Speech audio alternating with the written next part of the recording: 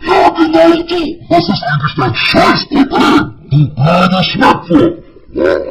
Du bist böse. Bist du eigentlich? Hast du es nicht langsam satt gefangen zu haben, du blöde Schlampe? Gekauft, ich hab kein Leben? Hab ich nicht schon genug mit Scheiße zu tun? Ich als verdammter Klempner?